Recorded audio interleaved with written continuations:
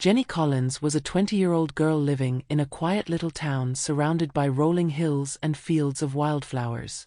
She lived with her father, Mr. Collins, her stepmother, Mrs. Harper, and her stepsister Anna. After her mother passed away when Jenny was just a child, the warmth in the Collins household slowly faded. Jenny became the quiet soul of the home, gentle, hard-working, and invisible. Every morning, she woke before the sun, tidying every corner of the house, cooking breakfast, and preparing tea for her family. The smell of bread filled the air, but no one ever thanked her. Her stepmother would only glance and say, "Hurry up, Jenny," while Anna scrolled through her phone, complaining about her hair. Yet, Jenny never raised her voice. She found peace in small things, the sound of birds, the morning light on her hands. But deep down, she wished for something more. Jenny had no idea that her life was about to change, all because of one simple smile. Every morning, long before the first light touched the town, Jenny was already awake. She washed clothes in cold water that stung her hands, swept the wooden floors until they shone, and prepared breakfast before anyone else stirred. When the chores inside were done, she moved to the garden, trimming the roses her mother once planted, watering them gently as if they were her only friends. The house looked spotless, yet Mrs. Harper never smiled. "Jenny, you missed a spot," her stepmother would say, pointing to an invisible speck of dust. Then she turned to Anna, her daughter, and smiled proudly. "Look at my sweet girl, she's so delicate, she shouldn't lift a finger." Anna giggled, admiring herself in the mirror, while Jenny quietly nodded and continued working. But Jenny never complained.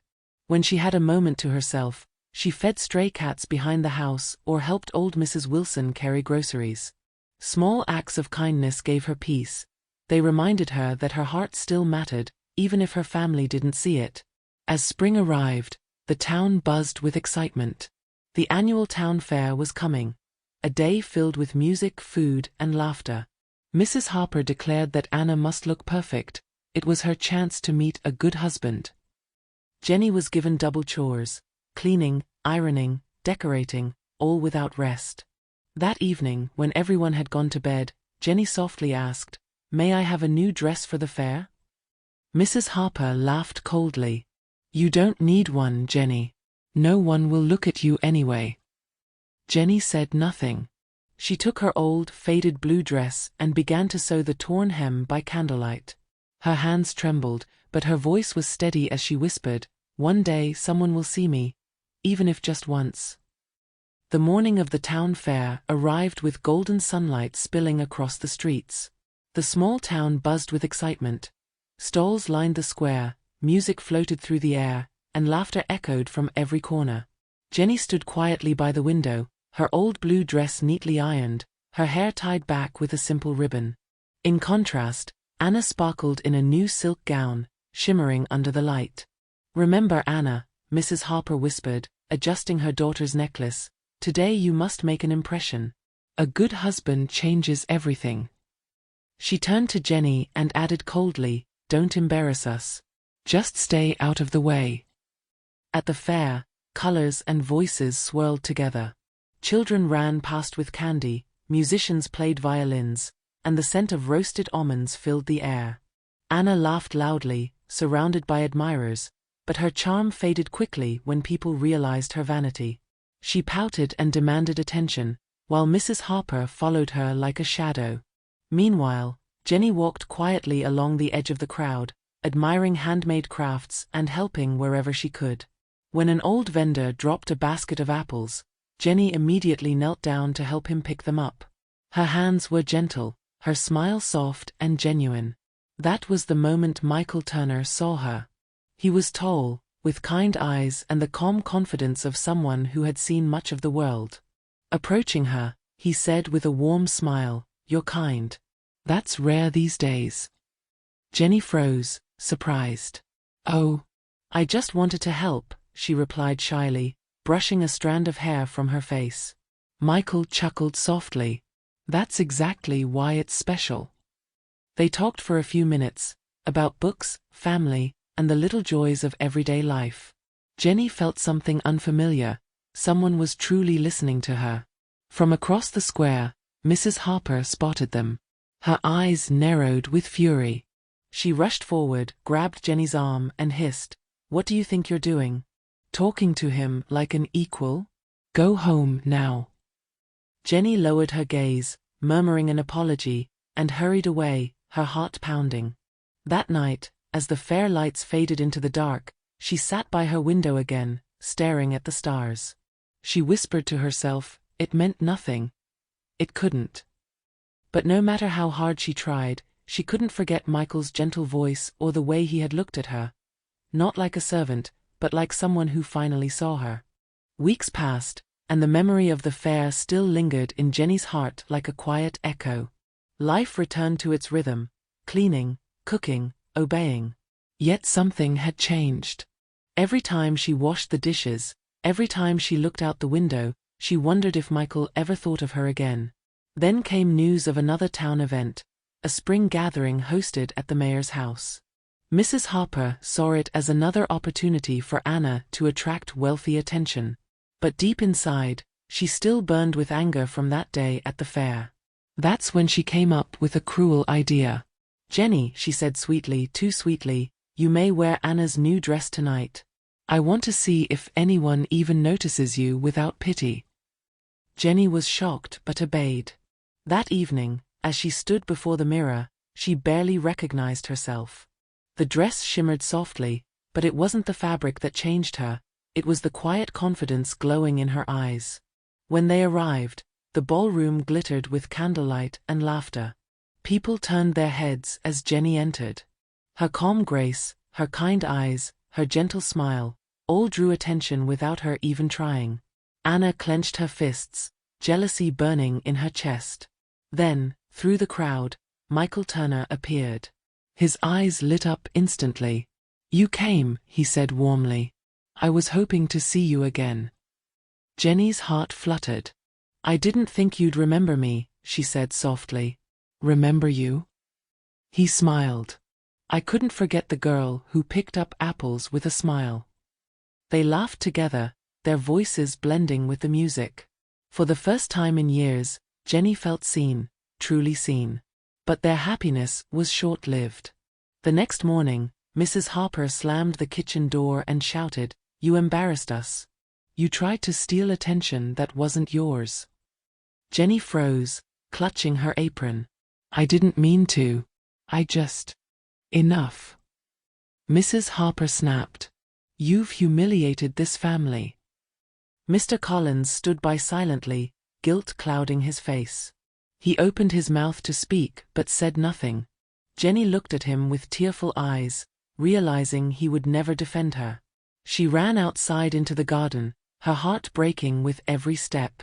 The sky darkened as thunder rolled across the horizon.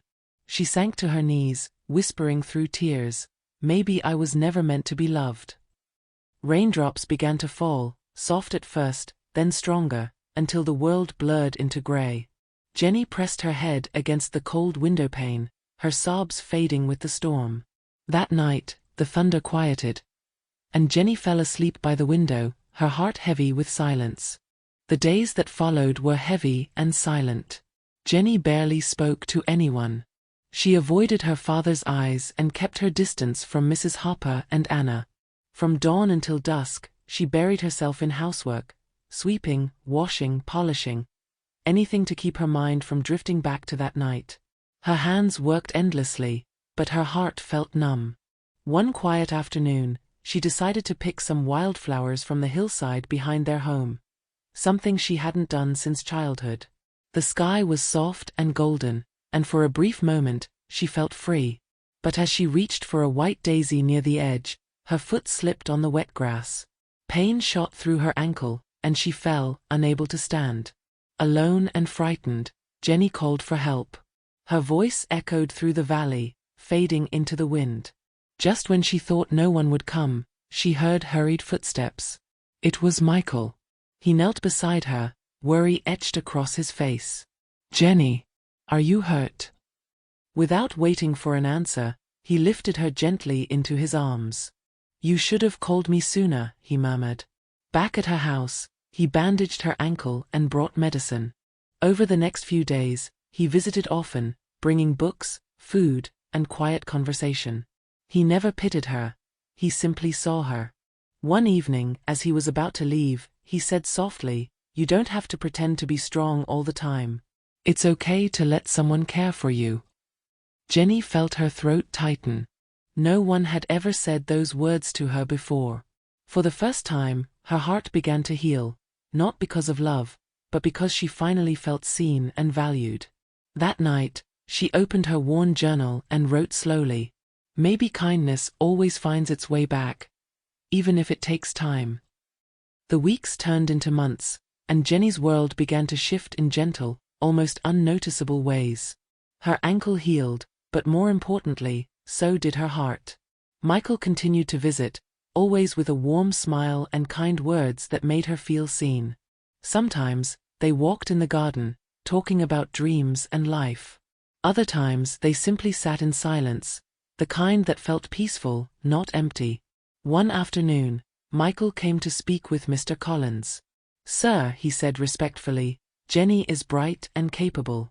I'd like to help her continue her studies, if you allow it." His tone was calm but sincere. Mr. Collins hesitated, guilt flickering in his eyes. For the first time in years, someone spoke of Jenny's potential, not her duties. After Michael left, Mr. Collins sat quietly at the kitchen table, staring at his hands. The years of silence and weakness weighed heavily on him. That evening, he found Jenny hanging laundry in the fading sunlight. "Jenny," he said softly, I haven't been the father you deserved." Jenny turned, startled. He continued, his voice trembling, "I let others decide how you were treated. But I see now, you were the one holding this family together." Tears filled her eyes as she nodded, unsure how to respond. That small moment of honesty broke years of unspoken pain. From that day on, something inside the Collins home changed. Mr. Collins began to defend Jenny, to thank her, to truly see her. Mrs. Harper, caught off guard by his firmness, grew quieter. Even Anna avoided her usual mockery. Jenny, for the first time in her life, began to smile, not out of politeness, but from genuine peace. One morning, Michael arrived with a gentle excitement in his eyes. "Come with me," he said. He led her to his family's garden, now in full bloom, roses, lilacs, daisies, all glowing under the sun. He looked at her and said softly, "You deserve happiness, Jenny. Let me be part of it." Her breath caught. For years, she had dreamed of being seen, of being loved for who she was, not what she could offer. Tears filled her eyes as she whispered, "For the first time, I believe that." Their love grew quietly, built on respect, kindness, and truth, not wealth or beauty. Months later, they were married in a small ceremony surrounded by friends, laughter, and flowers. Even Mrs. Harper attended, sitting silently at the back, humbled by guilt. And as Jenny looked around, at her father smiling, at Michael holding her hand, she realized she had finally found what she had been searching for all her life, not perfection but peace. A year passed, and Jenny's life bloomed in ways she had never imagined. Together with Michael, she opened a small flower shop on the corner of the town square. They named it Bloom Again, a reminder that even the most broken hearts can find a way to grow again. The shop soon became more than just a business. Jenny began hiring women who struggled, just like she once did, widows, single mothers, and young girls who had been overlooked or mistreated. She taught them how to care for flowers, how to smile again, and most importantly, how to believe in themselves. "Every petal," she often said, "deserves sunlight."